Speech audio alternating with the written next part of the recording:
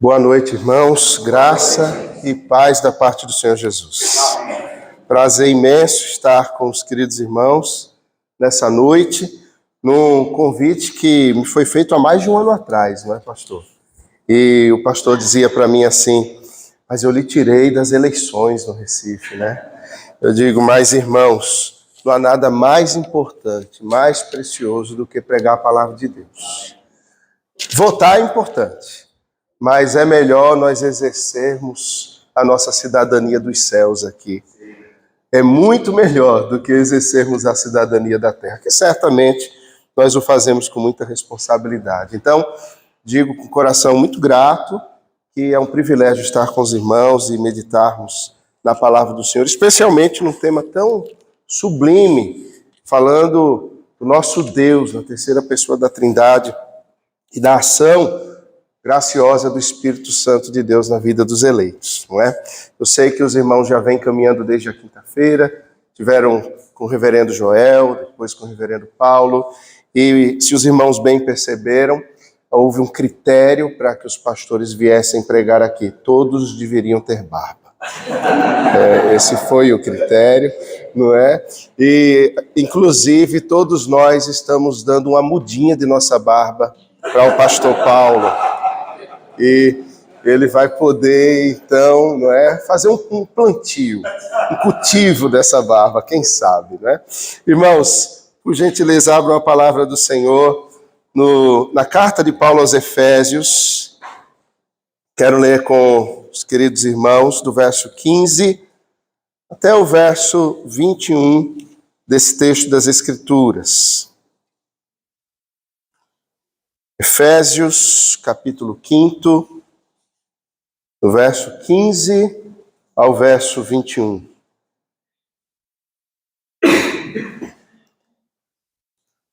Nós vamos partir desse texto que leremos e veremos o entorno dele na carta aos Efésios. Então, se você puder, mantenha a sua Bíblia aberta ou então o seu aplicativo ligado. Não é? A única possibilidade de ter um celular funcionando na igreja é por causa do aplicativo, da Bíblia. Não é? Então você mantém aberto para você poder ir acompanhando também. O texto nos diz assim, a partir do verso 15 do capítulo 5. Portanto, vede prudentemente como andais, não como necios, e sim como sábios, remindo o tempo, porque os dias são maus. Por esta razão, não vos torneis insensatos, mas procurai compreender qual a vontade do Senhor. E não vos embriagueis com vinho, no qual há dissolução, mas enchei-vos do Espírito, falando entre vós com salmos, entoando e louvando de coração ao Senhor, com hinos e cânticos espirituais, dando sempre graças por tudo a nosso Deus e Pai, em nome de nosso Senhor Jesus Cristo, sujeitando-vos uns aos outros no temor de Cristo. Amém. Que o Senhor aplique, irmãos, a sua palavra ao nosso coração. O Espírito Santo, terceira pessoa da Trindade, não é menos importante que o Pai, nem menos importante que o Filho, nem menos poderoso que o Pai, nem menos poderoso que o Filho. E a obra do Espírito Santo também não é menos importante do que a obra do Pai e do que a obra do Filho. No entanto, nós falamos tão pouco sobre o Espírito Santo. Das pessoas da Trindade, é aquele que habita em nós, que é Deus em nós, que nos conduz na vida, nos direciona, é aquele que, segundo o Evangelho de João, no capítulo 14, é fruto no nosso meio e em nós dos rogos do Senhor Jesus em nosso favor, para que não fôssemos deixados órfãos, mas para que tivéssemos consolo por meio do Consolador. O Senhor Jesus mesmo diz que esse Espírito haveria de nos conduzir, esse Espírito haveria de nos capacitar para a realização da obra, para vivermos nesse mundo até que o Senhor Jesus voltasse, até o grande dia do Senhor. Mas nós precisamos pensar qual é o papel do Espírito Santo. O que é que o Espírito Santo faz? Qual é a obra dele na vida dos crentes? Nós falamos do Espírito Santo e entendemos que ele vive em nós, ele opera em nós, ele nos conduz. Alguns até brincam, dizendo que não há crentes mais pentecostais do que os presbiterianos, porque creem que não há possibilidade de o homem vir a Deus se não for por uma ação poderosa e graciosa do Espírito Santo no coração desse homem, que o regenera, que o leva à consciência de pecado, ao arrependimento de vida, consequentemente à transformação da sua caminhada, a vida de piedade, de santidade para com Deus, que o conduz finalmente até a glorificação no dia de Cristo. Mas nós falamos pouco e, na guisa de introdução, quero pensar com os irmãos rapidamente sobre a obra do Espírito Santo e o que ele faz em nós antes de entrarmos no tema de hoje propriamente dito, que é a ação. E eu quero pensar numa ação que nós precisamos perceber do Espírito Santo em nós. Precisamos buscar do Espírito Santo de Deus em nós, a fim de que nós tenhamos uma maior profundidade na vida cristã, a fim de que nós caminhemos numa intimidade maior com o Senhor, tenhamos de fato uma vida dirigida pelo Espírito Santo. O Espírito Santo de Deus, ele nos regenera. A palavra de Deus nos mostra isso em João, no capítulo 3, os versos 6 e 7, naquela conversa do Senhor Jesus, falando que é necessário que se nasça de novo. E esse nascer é do Espírito, da água, da palavra e do Espírito. Esse Espírito Santo é quem nos convence. O Evangelho de João, no capítulo 16, vai tratar disso, no verso 8, dizendo que é esse Espírito que nos convence do pecado, é esse Espírito Santo que nos convence da necessidade que temos de um Redentor. Esse Espírito Santo nos concede dons espirituais, para que sirvamos ao Senhor no meio do seu povo, para que sejamos úteis para a glória de Deus e sejamos úteis uns aos outros no corpo de Cristo, a fim de que nós caminhemos de forma plena e em unidade, sendo complementados nesses dons que o Senhor Deus nos dá. O Espírito Santo, diz Paulo em Gálatas, no capítulo 4, testifica em nosso coração que somos filhos de Deus. Pedro vai dizer que ele é o penhor da nossa herança. Ele testifica em nós que apesar dos nossos pecados, e todos nós os temos, que apesar das nossas falhas, de nos parecermos menos com Cristo do que nós deveríamos, nós somos filhos de Deus. Que há uma obra que foi iniciada em nosso coração e que será completa não por nossa própria vontade ou por aquilo que fazemos, mas por causa da obra de Cristo e da obra do Espírito Santo que age em nós. Esse Espírito, Paulo também diz aos Gálatas, no capítulo 5, ele nos conduz na vida, nos conduz no mundo, nos conduz nas decisões que devemos tomar, não de uma forma, e até pode ser extraordinária, mas normalmente de uma forma ordinária, conduzindo a nossa mente à palavra de Deus, conduzindo a nossa mente ao Evangelho, para que tomemos decisões para a glória do Senhor. Como tomar decisões é difícil, né? É fácil tomarmos decisões quando estamos diante de algo ruim, de algo bom. Mas é muito difícil tomarmos decisões quando tudo é bom. E nós paramos e devemos perguntar, e o Espírito Santo é quem nos leva a isso, a nos humilharmos, a nos negarmos a nós mesmos e a nossa decisão ser baseada numa pergunta: como o Senhor Deus será mais glorificado? Só o Espírito Santo de Deus nos conduz a tomarmos decisões que não sejam primariamente a nossa vontade, o nosso benefício, mas a glória de Deus, que finalmente nos conduzirá, de fato, ao benefício pleno que o Senhor nos tem, que o Senhor tem reservado para nós. O Espírito Santo é quem nos torna frutíferos. Paulo continua dizendo isso aos Gálatas, no capítulo 5. É Ele quem concede e faz crescer em nós a vida da ressurreição.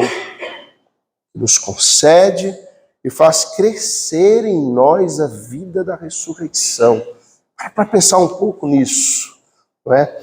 O Espírito Santo nos concede a vida da ressurreição. Ele nos convence, esse Espírito nos regenera, esse Espírito Santo nos quer arrependidos, Ele nos conduz uma nova vida por meio do novo nascimento, que é o nascer do Espírito, mas não apenas isso, ele nos faz crescer nessa vida. E isso é a santificação, uma intimidade cada vez mais profunda com Deus, o aprofundamento na sua palavra, o quebrantamento do nosso coração e alma, é a nossa mente transformada consoante a palavra de Deus, é quando nós nos parecemos mais com Cristo. Esse Espírito Santo nos capacita, irmãos, a notarmos o pecado em nós mesmos, no mundo. Notarmos o pecado ao nosso redor. Romanos 8:13 trata disso. O Espírito Santo faz com que nós percebamos aquilo que não agrada a Deus. E veja, isso em tempos como os nossos se torna extremamente importante. Tempos em que a verdade é transformada em mentira, a mentira é transformada em verdade. Tempos em que existe um termo chamado pós-verdade. Conhece esse termo? A ideia de que o que importa não é a objetividade das coisas. O que importa não é o conceito das coisas. O que importa não é se uma coisa é, de fato, boa ou má. Se no conceito dela, ela desagrada a Deus ou não. O que importa é se aquilo me faz me sentir bem ou me faz me sentir mal. E a definição das coisas se torna pela usualidade dela. Aquilo que nós achamos, aquilo que nós pensamos, isso já é o resultado ainda mais profundo do relativismo do século XX. E nós vivemos em tempos assim que querem, de alguma maneira, irmãos, sequestrar o nosso coração, sequestrar as nossas mentes. E se o Espírito Santo de Deus não nos capacitar a percebermos o mal, a percebermos as mentiras do adversário, o engano dele, nós mesmos seremos conduzidos à queda. E isso, de alguma maneira, vai ainda de uma forma mais feroz contra os nossos filhos, contra a família. E nós precisamos nos quedar diante de Deus, clamando ao Senhor que Ele nos capacite a percebermos de uma forma mais pronta o mal e o rejeitarmos. Isso, irmãos, vai nos levar a dificilmente conseguirmos ligar uma televisão novamente. Vai nos levar a dificilmente conseguirmos estar em determinadas rodas de conversas. Isso vai nos dar a dificuldade de vermos séries ou filmes, porque nós estaremos incomodados com aquilo que é contra a santidade do Senhor. O Espírito Santo nos conduz a essa percepção. E o mundo vem de uma forma contrária, querendo nos levar a nos acomodarmos a isso tudo. Paulo, escrevendo, também vai dizer que nós devemos ter a nossa mente transformada, não é? Não devemos nos conformar ao presente século. Essa é uma ação do Espírito Santo. Você já teve aqueles momentos em que você não conseguia orar, em que você não sabia como orar? E há muitos momentos assim, momentos em que estamos aflitos, momentos em que as dificuldades surgem e se tornam tão gigantescas, momentos em que estamos extremamente cansados, em que os olhos pesam. Já teve daqueles momentos em que você deseja orar, mas a mente, ela se torna incontrolável e ela vagueia? Não se preocupe não.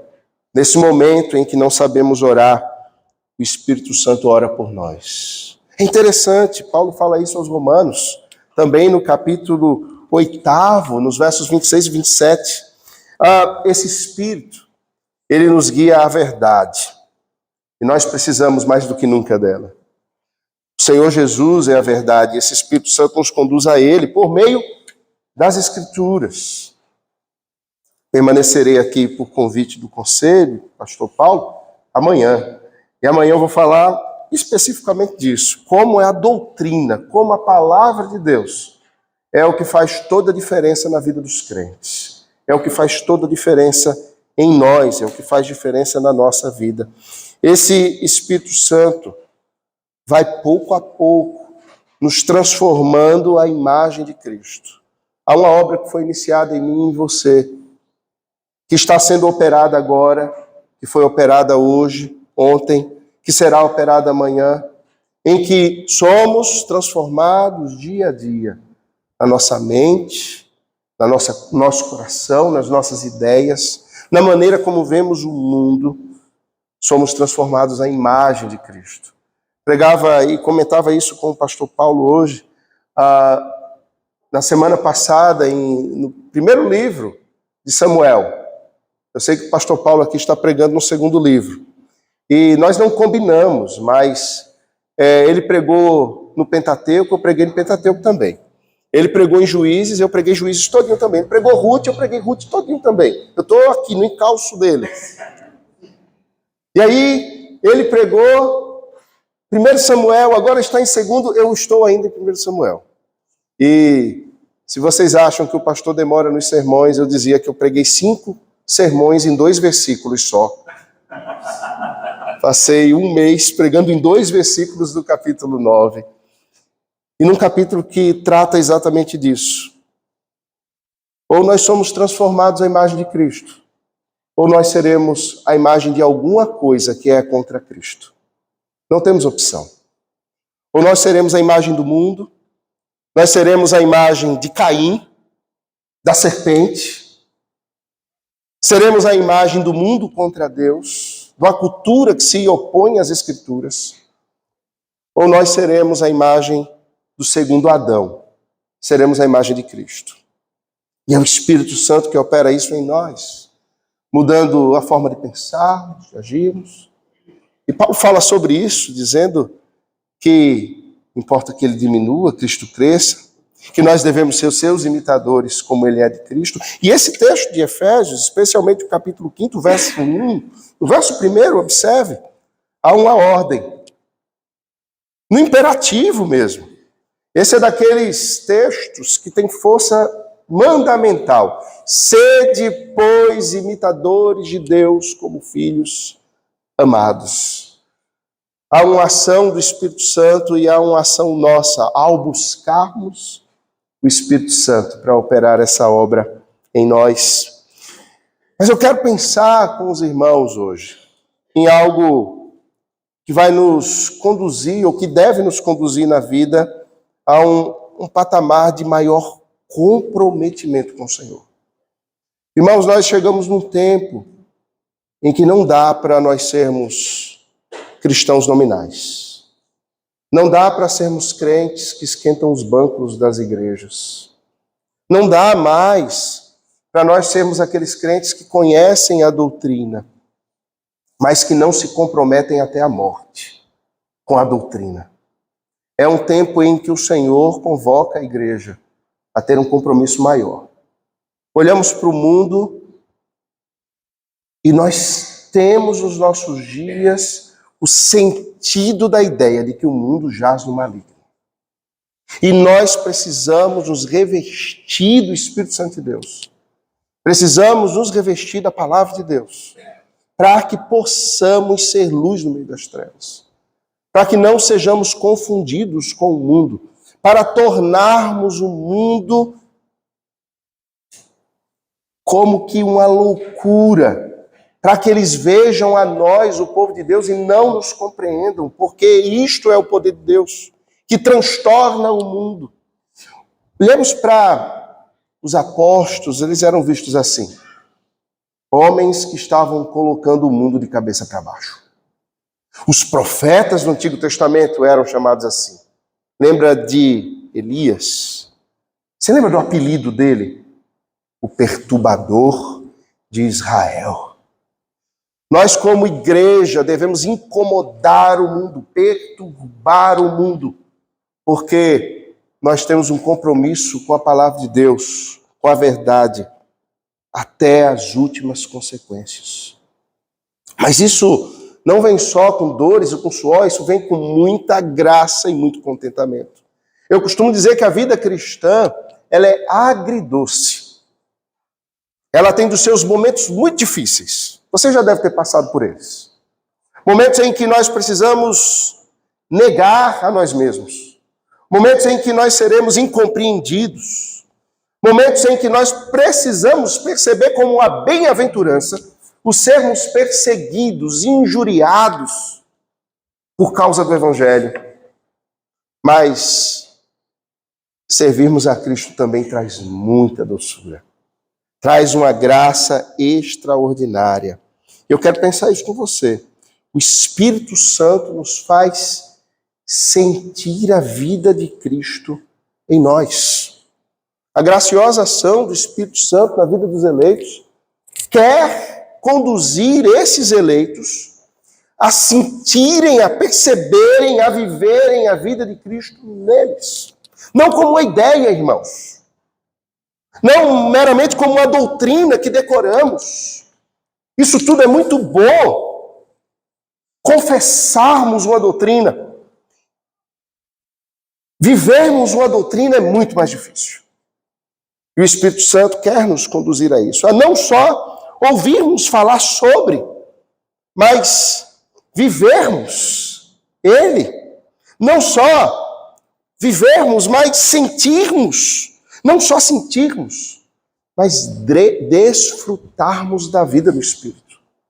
Isso deve nos levar a um outro patamar. O Espírito, ele move a fé da teoria para a realidade. O Espírito move a doutrina para uma vida poderosa na doutrina. Isso não é conversa de pentecostal. Ou é? Isso é conversa de quem deseja viver a obra completa de Deus em si. De quem precisa de um compromisso mais profundo com Cristo. E eu creio firmemente que o Senhor convoca a sua igreja a esse compromisso mais firme. A uma profundidade maior. Foi assim no Antigo Testamento, percebe? O Senhor chama Abrão. O Senhor se revela a Abrão. Mas o Senhor quer transformar Abrão em Abraão. E leva-o a uma vida mais profunda de fé. O Senhor faz assim com Jacó. E leva-o a um val, um limiar da sua vida. Um ponto de transformação, onde tudo muda. E ele deixa de ser o suplantador para se transformar um príncipe que lutou com Deus, Israel. José, ele precisava também de uma transformação profunda. Ele era um jovem, cheio de si, andando por aí com sua capa colorida. O Senhor o conduz ao calabouço, à escravidão. Testa o coração dele, conduzindo-o ao governo do Egito, para que ele então tenha uma visão da vida que agrada ao Senhor. Quando os irmãos chegam diante dele, ele não responde consoante o que seria natural. Ele responde como alguém que é completamente cheio do Espírito Santo. E ele diz, não fostes vós que me enviastes ao Egito, mas o Senhor que me enviou adiante de vós. A compreensão de que, irmãos, a nossa vida está nas mãos do Senhor, Ele nos conduz, Ele nos dirige, Ele nos toma pela mão e a história não tem a ver conosco. Sabe, não é a sua história, não é a minha história. A história na qual nós estamos inseridos, irmãos, só tem um personagem central. E esse personagem central é o Senhor Jesus. E nós, pela graça abundante dele, fomos inseridos nessa narrativa eterna e extraordinária. Tem um personagem central, mas sabe, os nossos nomes aparecem lá nas letras miúdas e o que importa é que esses nomes estão no livro da vida. Não tem a ver comigo ou com você. E quantas vezes nós julgamos que o mover de Deus no universo nos tem no centro. Não. Nós somos um elo de uma corrente de fé que nasceu lá no Éden e que atravessa os séculos até aqui e que permanecerá firme e unida até a vinda de Cristo. Isso é um imenso, um glorioso privilégio da parte de Deus. Olhando para esse texto, quero pensar com você que essa vida a qual o Espírito Santo quer nos levar, essa ação graciosa do Espírito Santo na vida dos eleitos, é completamente oposta à vida deste mundo. E o apóstolo Paulo, ele, nesses versos, começa falando exatamente disso, e eu quero fazer um trabalho de trás para frente aqui com você. Olhando em primeiro lugar para o verso 18 e para os versos 19 e 20. Observando que há aqui uma estrutura que o apóstolo Paulo apresenta, em que ele demonstra que o Espírito Santo produz contentamento, ao passo que qualquer outra coisa na vida vai produzir dissolução, ou seja, tristeza. O que Paulo está querendo dizer é que aqueles, e o capítulo 2, se os irmãos bem recordam dessa epístola de Paulo aos Efésios, ele inicia o capítulo 2 dizendo que ele nos deu vida quando nós estávamos mortos nos nossos delitos e pecados, ou seja, houve uma ação do Espírito Santo de Deus. Ele encerra esse trecho no capítulo 2 dizendo que o Senhor, ele nos deu vida com um propósito, de que voltássemos àquele fim da criação e em Cristo Jesus caminhássemos nas boas obras, as quais de antemão ele preparou para que andássemos nelas. Que Paulo vai dizendo para os Efésios, portanto, é que a nova vida em Cristo, tendo sido regenerados nele e tirados da morte para a vida, nós agora temos um caminhar completamente diferente. Enquanto o homem natural busca alegria nas sensações, o homem natural, e aqui ele coloca como algo figurativo a embriaguez no vinho, e ele diz que isso traz dissolução. Ele nos diz: enchei-vos do Espírito. E há um resultado nos enchermos do Espírito. O resultado é a conversa com salmos, é entoando e louvando de coração ao Senhor, com hinos e cânticos espirituais. É a ação de graças por tudo a nosso Deus e Pai, em nome do Senhor Jesus Cristo. O que ele está querendo dizer, irmãos, é que só há verdadeiro contentamento, alegria, satisfação. E nós só haveremos de experimentar isso se nós formos de fato cheios do Espírito Santo de Deus. Isso não é simplesmente algo que vamos experimentar quando abrimos a palavra de Deus. Isso é muito bom. Ou quando estamos num culto em que o Senhor fala ao nosso coração. Ou quando vamos a uma vigília de oração. Ou quando as irmãs estão na reunião da SAF, estudando aquele livro maravilhoso. Ou quando vemos a ação de Deus no milagre que Ele opera na nossa vida. O que Paulo quer nos levar a viver e a compreender é que essa ação do Espírito, esse novo viver pelo Espírito, nos faz enxergar todas as coisas de uma forma diferente. De uma forma completamente diferente. Eu conversava, por exemplo, com os adolescentes da igreja, conversava sobre isso com o pastor Paulo hoje, dividindo uma xícara de café e comendo uma bela de uma sobremesa. E eu dizia assim, conversava com os adolescentes sobre a estrutura do átomo. E falávamos que o átomo, ele tende a ser completo, mas muitas vezes um átomo, ele é incompleto nas suas camadas dos elétrons. A última camada de um átomo, e ela tem 3 camadas no máximo, deve ter 8 elétrons, mas pode ter até 18. Alguns átomos não conseguem ter 8 elétrons. E eu falava especificamente do átomo de hidrogênio. Aqueles que são mais jovens lembram da tabela periódica? O átomo de hidrogênio tem que massa atômica?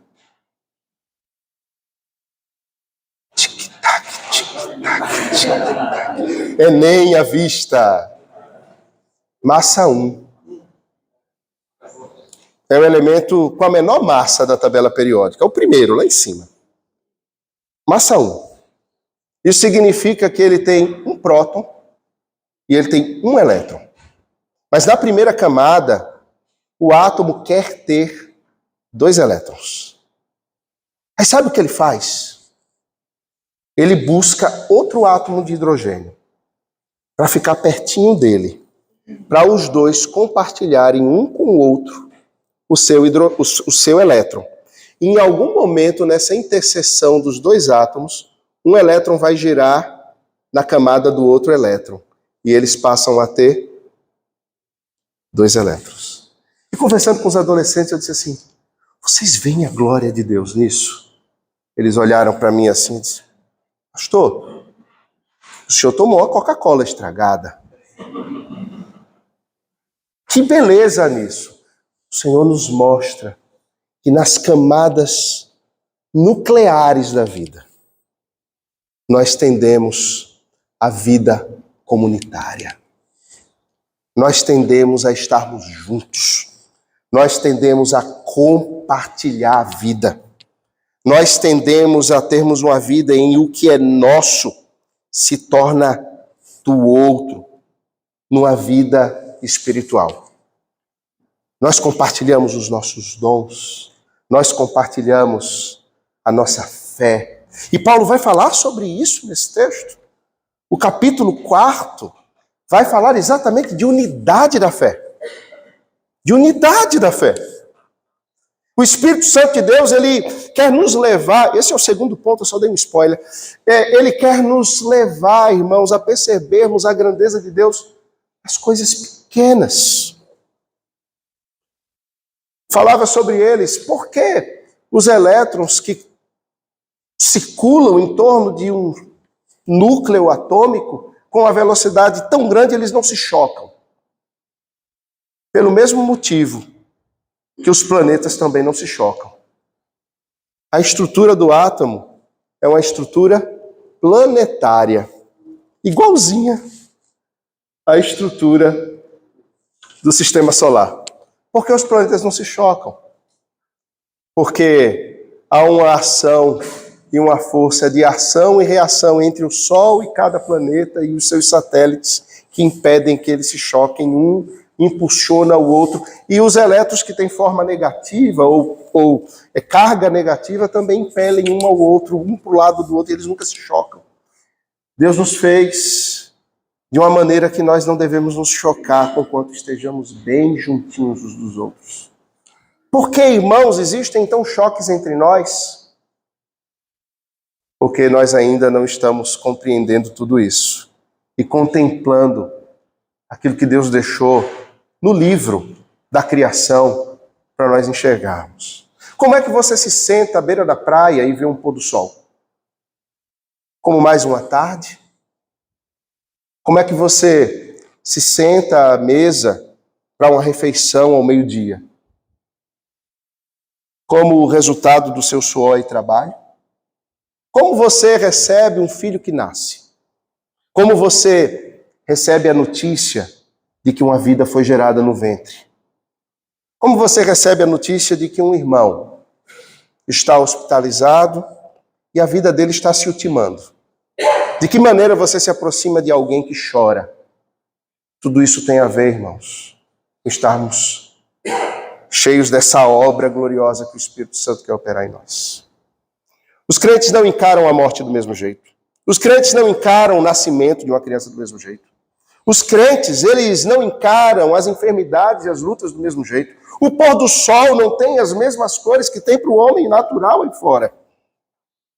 Uma refeição não é tomada do mesmo jeito. Nós percebemos a graça de Deus em tudo isso. E se eu e você não conseguimos perceber isso, é porque talvez nós tenhamos menos do Espírito do que nós deveríamos ter. Talvez nós devamos aprender a ver as coisas. Às vezes eu brinco com as minhas filhas e digo assim, a gente costuma ler bastante em casa, e um dos livros que lemos agora foram contos de Lev Tolstói. E trabalhava com elas um conto em especial em que ele trabalha uma ideia de quanta terra um homem precisa. E lendo aquele texto, eu dizia para elas, qual é a lição e o ensino bíblico que há aí. E a história, eu vou dar um spoiler, pastor, depois o senhor lê, não tem problema. Um homem que quer ter terra e ele consegue uma, mas eu vou ser bem rápido. Aquela não é mais suficiente, ele tem outra. Aquela não é mais suficiente, ele tem outra. Até que alguém chega para ele e diz assim: olha, tem um lugar tal que eu adquiri muita terra num preço muito barato. Vai lá, e ele corre. Quando ele chega lá, era tanta terra e aquelas pessoas elas não estavam nem aí para a quantidade de terra que eles tinham. E eles dizem para aquele homem então assim: olha, a terra é tanto. Era muito pouco, mas muito pouco. Mas, e qual é a quantidade de terra? Ele diz, é um dia. Eu disse, que medida é essa? Medida de um dia. Ele disse, é medida de um dia de caminhada.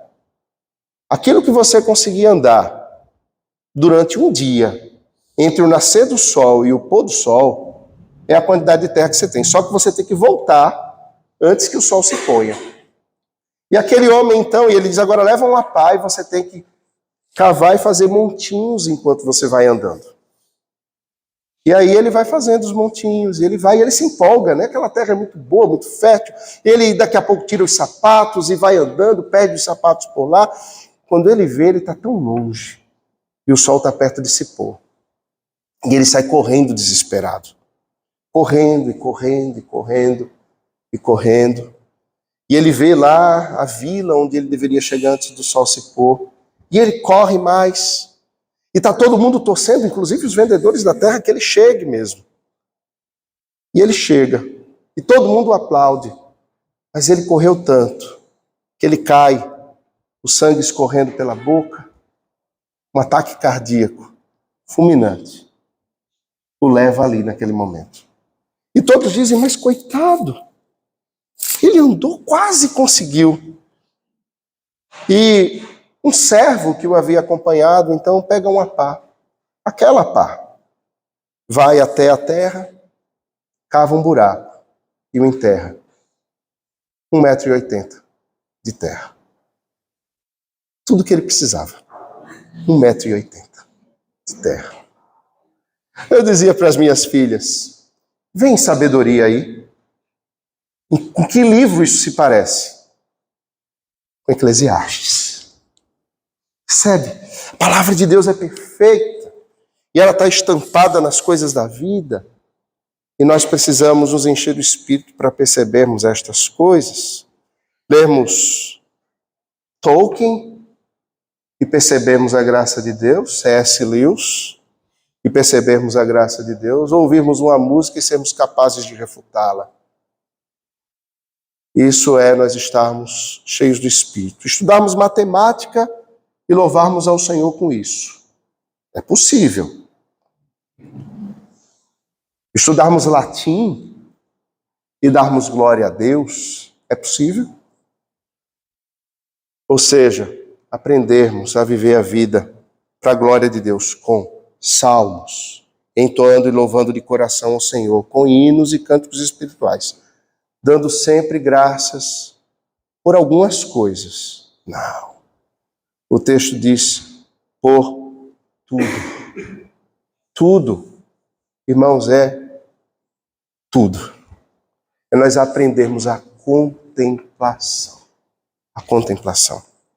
Um outro aspecto que quero pensar, então, também com você, é que o Espírito Santo, ele nos conduz a essa unidade, e essa ação do Espírito Santo, graciosa na vida dos eleitos, ela produz unidade da fé. Qualquer outra coisa é conflito. É conflito. E o texto vai dizer que na medida que nós, então, somos cheios do Espírito Santo, em oposição a coisas que o mundo nos oferece, o texto não está dizendo que você não pode tomar uma bela taça de vinho. Salomão mesmo diz, bebe uma gostosa taça de vinho com moderação.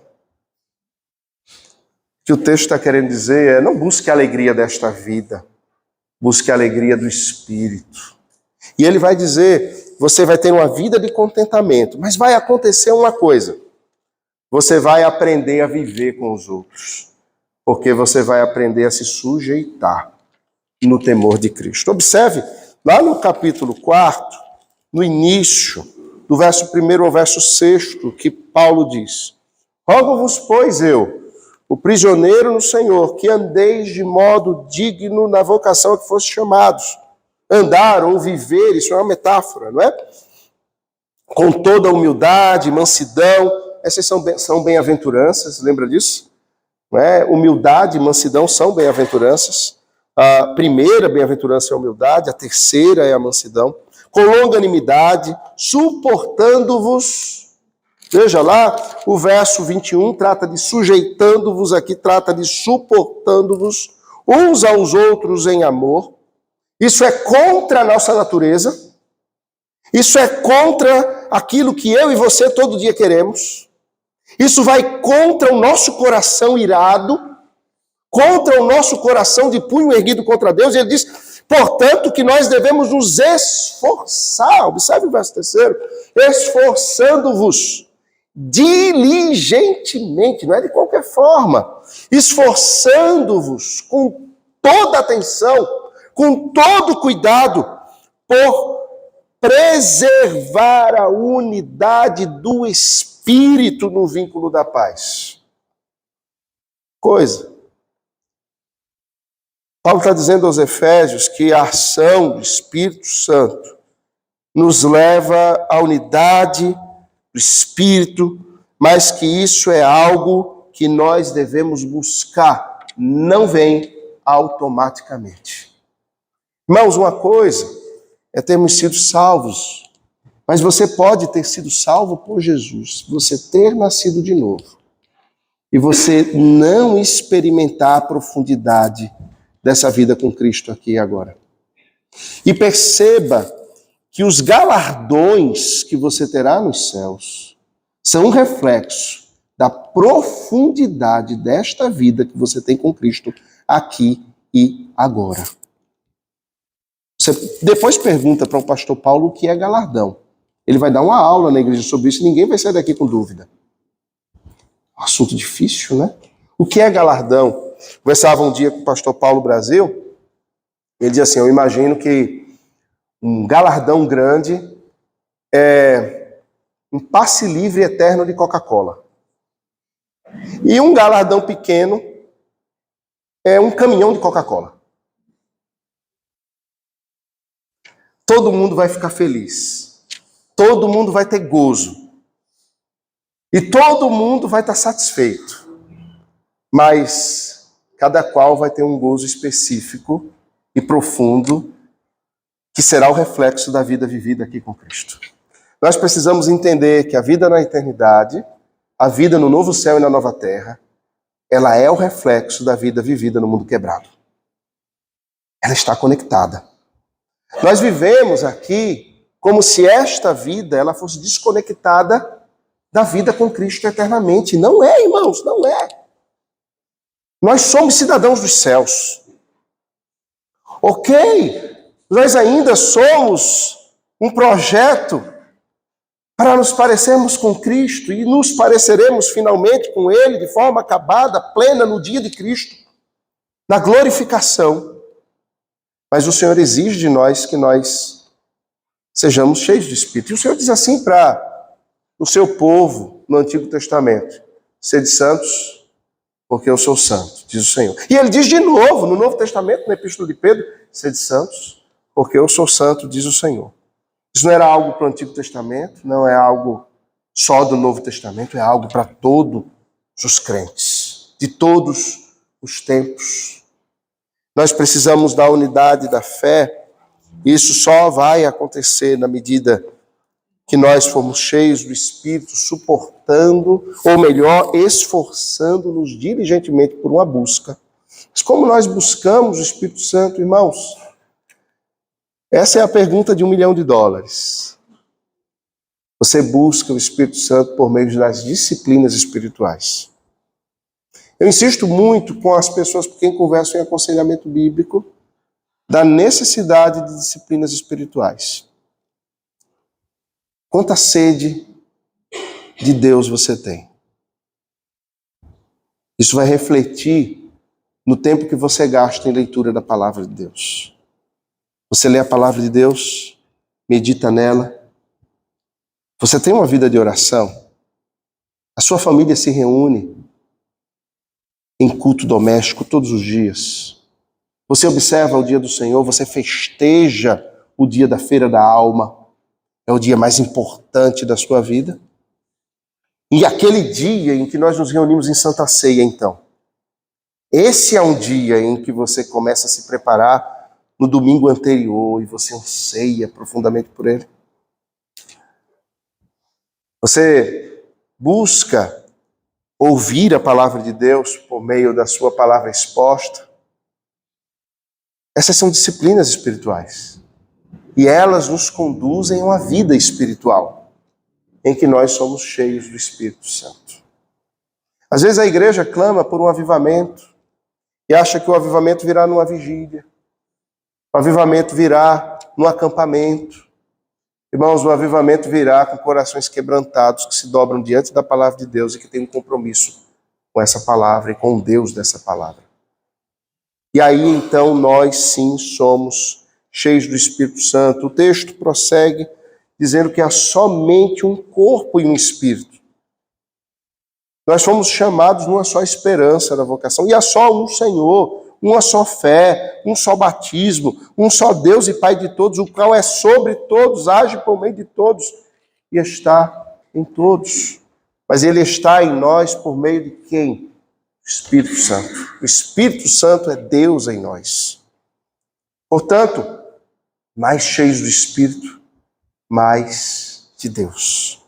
Menos cheios do Espírito, menos de Deus. Mais compromisso com as disciplinas espirituais, mais cheios do Espírito Santo seremos. Menos compromisso com as disciplinas espirituais, menos cheios do Espírito Santo nós seremos. Nós precisamos buscar ao Senhor com fidelidade, buscar ao Senhor diligentemente, como diz o texto. Em último lugar, o Espírito Santo produz nova vida. Qualquer outra coisa, irmãos, é engano e auto-engano. Será que há pessoas sentadas nos bancos da igreja que acham que nasceram de novo, mas não nasceram? Pense um pouquinho. O Senhor Jesus fala do joio, que se parece com o trigo. Você sabe qual a diferença entre um e outro? Eles são iguaizinhos. Não dá para separá-los, porque o joio, ele entrelaça a sua raiz na raiz do trigo. E ele começa a sugar a vitalidade do trigo pelas raízes. Mas sabe qual a diferença do joio e do trigo? É que o trigo dá fruto, o joio não dá fruto nenhum. Os pendões do trigo trazem os seus frutos, que é o que tem utilidade. O joio não produz absolutamente nada. Dá para perceber? Como eu e você podemos saber quem somos diante do Senhor? Se há fruto de arrependimento em nós. Se há quebrantamento no nosso coração. E talvez você precise, então, fazer uma avaliação diante da palavra de Deus, de si mesmo. Um inventário do seu próprio coração, a fim de observar que tipo de frutos você mesmo tem gerado. E se de repente não é possível visualizar frutos, então é o momento de se quedar diante do Senhor e clamar ao Senhor que o Espírito Santo opere uma obra no seu coração e te leve a uma vida frutífera em Cristo. Nós precisamos compreender isso, clamar por isso. E todos nós, em algum momento, nos veremos meio mirrados. Ou você acha que a vida dos pastores é aquela vida de Superman? Nós temos as nossas criptonitas, irmãos. Nós temos os nossos dias ruins. Nós temos fases em que parece que a nossa vida não é frutífera. E nós mesmos precisamos chorar diante do Senhor, pedindo que Ele renove a nossa alma. Todos nós passamos por isso. Davi, o homem segundo o coração de Deus, passou por isso. Elias passou por dúvidas. Isaías também. Jonas fugiu da presença de Deus. Os juízes, é cada um pior que o outro. Que heróis. E nós somos o retrato deles. Se nós não formos aos pés do Senhor, irmãos, nós estaremos nos enganando, mas não enganaremos ao Senhor que nos conhece. Mas eu quero dizer uma coisa, se o Senhor, Ele nos elegeu, algo que é glorioso é que há uma graciosa ação do Espírito Santo que mais cedo ou mais tarde operará em sua vida, custe o que custar, doe em quem doer. O Senhor não deixa os seus filhos enganados. O Senhor não deixa os seus filhos entregues à sua própria sorte. E Paulo vai dizer que essa nova vida, ela não acontece também sem esforço e sem diligência. Sabe, quando nós somos eleitos e salvos, somos inseridos na família da fé, há um novo nascimento, nós achamos que isso é tudo que poderíamos experimentar. Mas o Senhor quer que nós caminhemos mais e experimentemos mais. E veja o verso 17 ao verso 24 do capítulo 4. Isto, portanto, digo e no Senhor testifico, que não mais andeis. É interessante que essa é a mesma expressão do verso 1 do capítulo 4. Só que no capítulo 4 ele está afirmando, dando a ordem: rogo-vos, pois, eu, prisioneiro do Senhor, que andeis de modo digno da vocação que fosse chamados. Agora ele está dizendo que não mais andemos como também andam os gentios, na vaidade dos seus próprios pensamentos, obscurecidos de entendimento, alheios à vida de Deus, por causa da ignorância em que vivem, pela dureza do seu coração, os quais, tendo se tornado insensíveis, se entregaram à dissolução, para com avidez cometerem toda sorte de impureza. Você percebe? Ele diz aqui que os gentios são insensíveis e se entregam à dissolução. Agora, observe o verso 18 do capítulo 5 de novo. E não vos embriagueis com um vinho no qual há dissolução. Irmãos, a oposição a este estilo de vida cheio de vaidade, de obscurantismo, alheios à vida de Deus, de ignorância, de dureza de coração, de insensibilidade a Deus, só há um antídoto a isso, é enchei-vos do Espírito. O que o texto está querendo nos dizer é que não há meio termo, não há como ficarmos em cima do muro, não há como termos outro caminho. Ou nós somos cheios de Espírito, ou nós vivemos na dissolução, na confusão da vida. Observe, lá no verso 15, quando lemos, no capítulo 5, o texto que lemos hoje, ele vai dizer o resultado daqueles que não andam assim, cheios de vaidade, mas foram cheios de Espírito. Eles devem andar de forma prudente, não como necios, mas como sábios.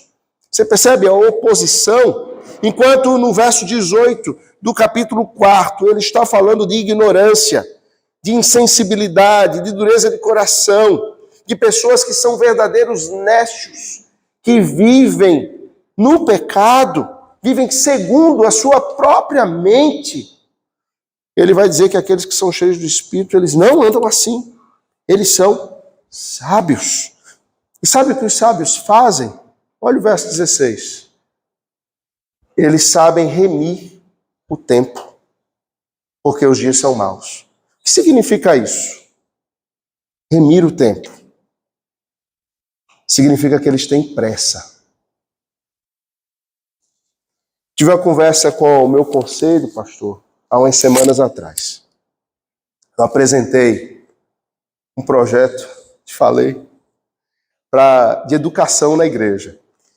E o conselho virou para mim e disse assim, o meu conselho é muito amável. Há uns anos atrás eu chamava eles de tios, porque eu sou filho da igreja que hoje eu pastoreio.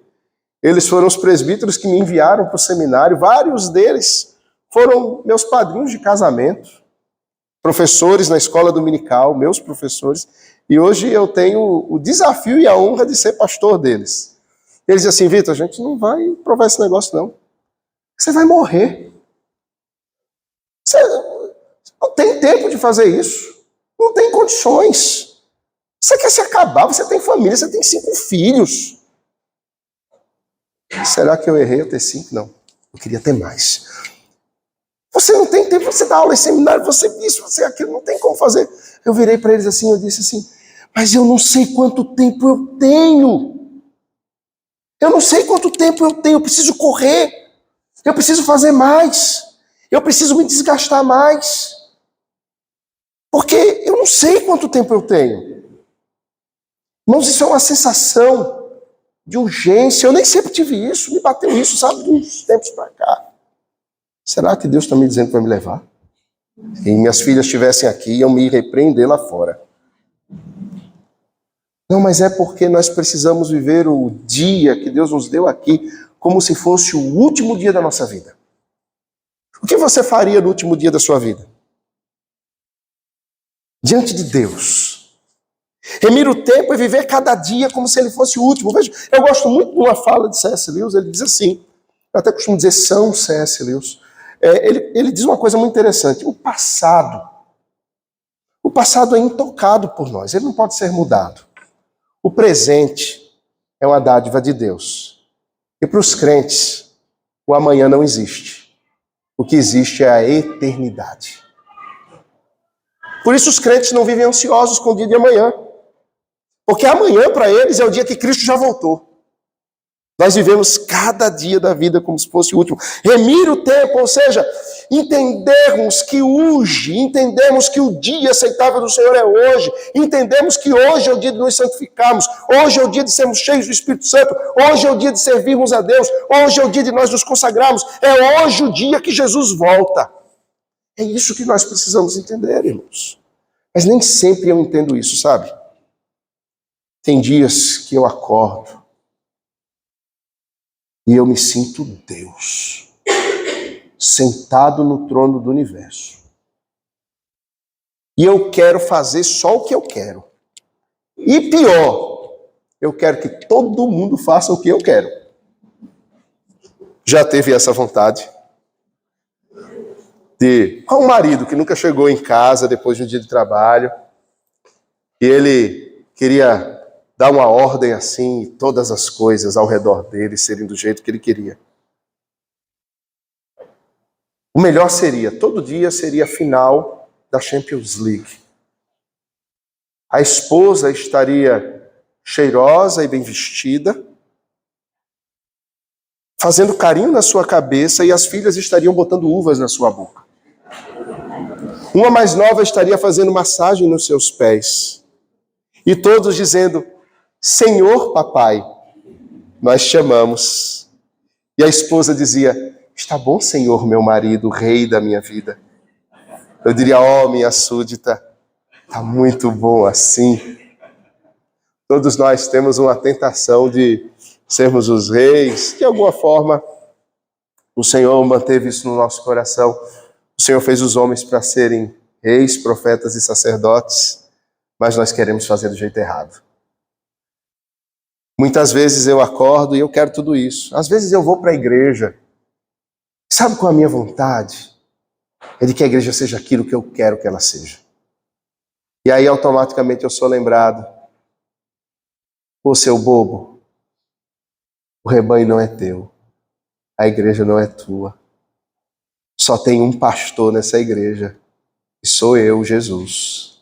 E você é um servozinho inútil. A gente precisa ser lembrado disso. Nós precisamos ser cheios do Espírito. E eu estou caminhando para o fim. até porque eu pensava que a gente ia ficar direto até o culto de amanhã de manhã, mas... Observe que é bem interessante, Paulo no verso 20, ele questiona. E esse questionamento faz muito sentido para nós, irmãos. Mas não foi assim que aprendestes a Cristo, se é que, de fato, tendes ouvido, e nele fostes instruídos, segundo a verdade em Jesus. Ele coloca um questionamento para nós. Ele diz assim para os Efésios, diz para a gente também, parafraseando. Será que vocês, igreja do Senhor, isso é para mim também, têm vivido assim, de forma oposta à maneira como os gentios andam? Ou vocês ainda estão cheios de vaidade nos seus próprios pensamentos? Será que a mente de vocês foi iluminada pelo Evangelho? Ou vocês estão obscurecidos no entendimento de vocês? Será que vocês estão conectados à vida de Deus ou vocês estão alheios a ela? Será que o coração de vocês foi transformado num coração de pedra, num coração de carne? Ou ainda há dureza no seu coração? Será que vocês agora são totalmente sensíveis à voz do Espírito? Ou são insensíveis a Ele? Paulo coloca em dúvida, como quem dizendo para eles assim, avaliem-se. E a palavra de Deus nos diz que aquele que pensa estar em pé, cuide para que não caia. Ou seja, precisamos estar nessa autoavaliação todos os dias. Mas o texto vai apontar finalmente, e chegando no final, que essa nova vida, ela se dá num movimento em que nós nos despojamos, no verso 22, do velho homem. Um velho homem que se corrompe. Sabe o que significa esse termo corrompe aqui? Ele apodrece. Ele é fétido. Ele se torna um defunto. Os vermes tomam conta dele.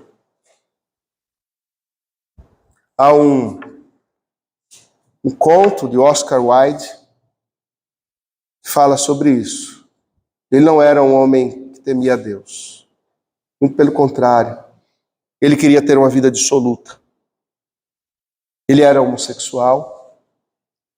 Numa época em que a homossexualidade era tida como crime. E ele escreve os seus artigos no jornal e os seus contos, e ele escreve um conto, o Retrato de Dorian Gray. Vocês conhecem essa história?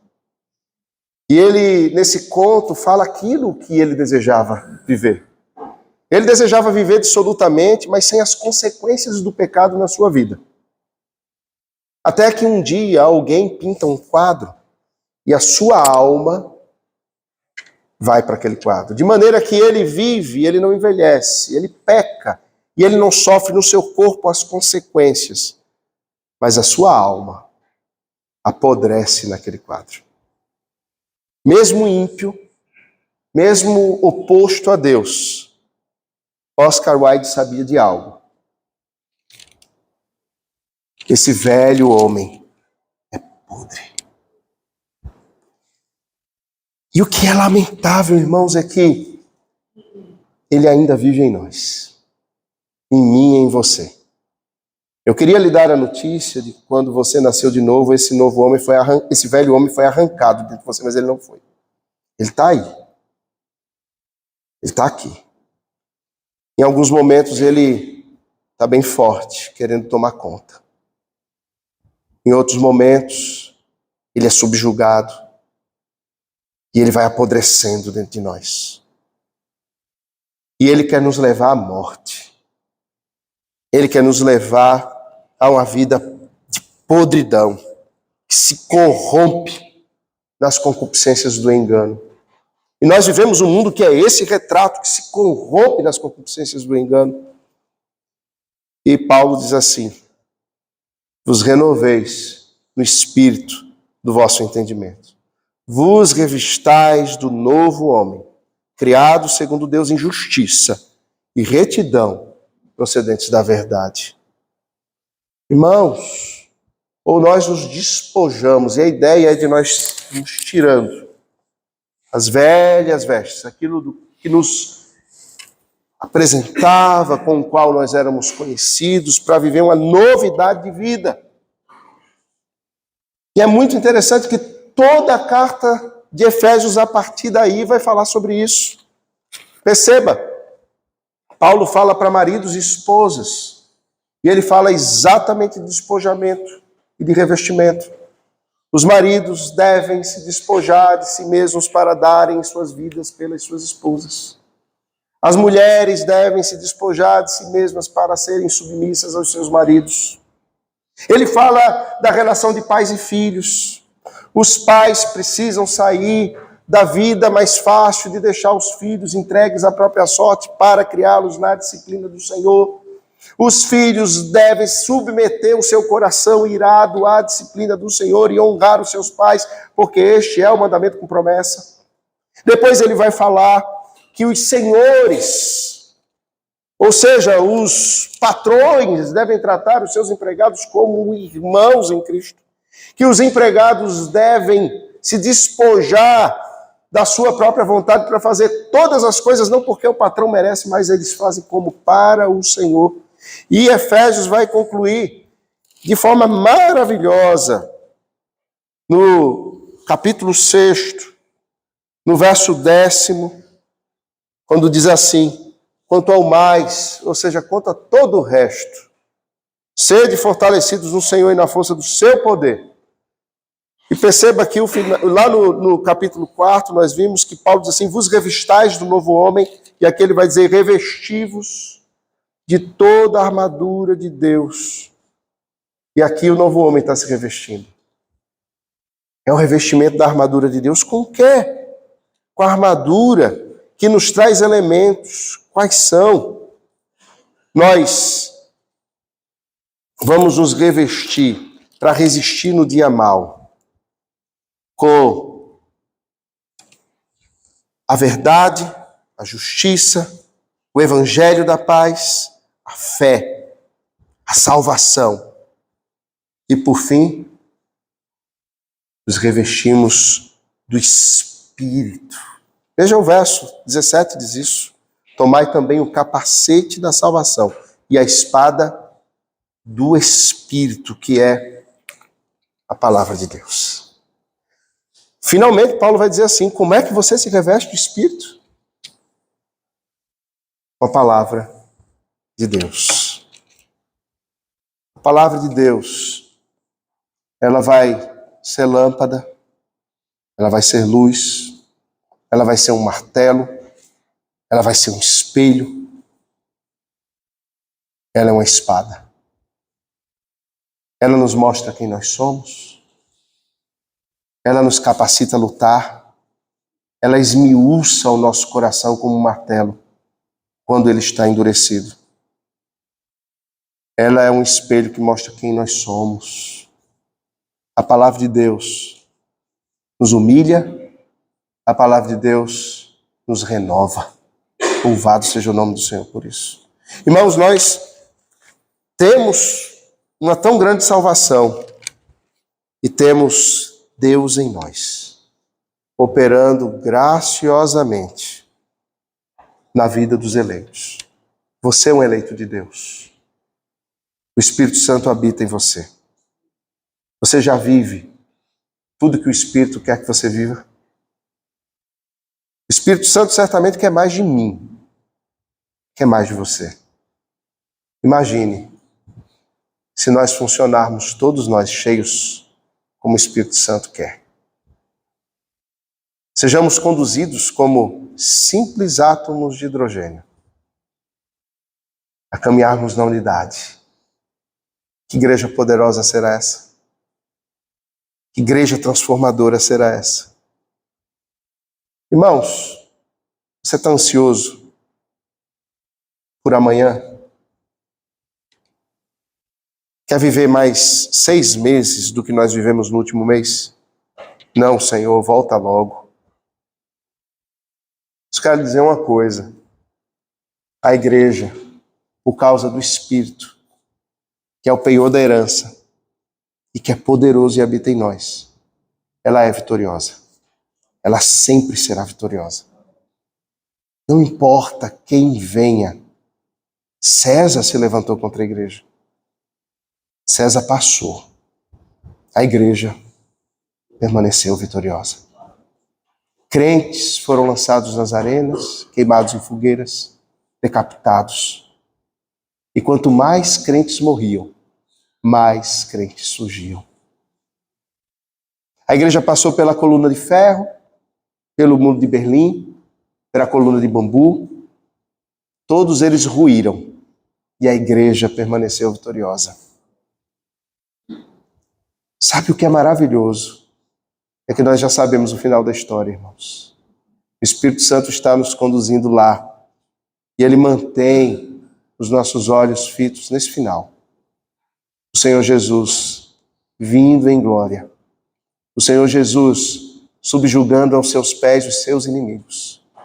E o Espírito Santo entregando a Cristo uma igreja santa e gloriosa. Que o Senhor Deus nos abençoe e aplique a sua palavra ao nosso coração. Amém.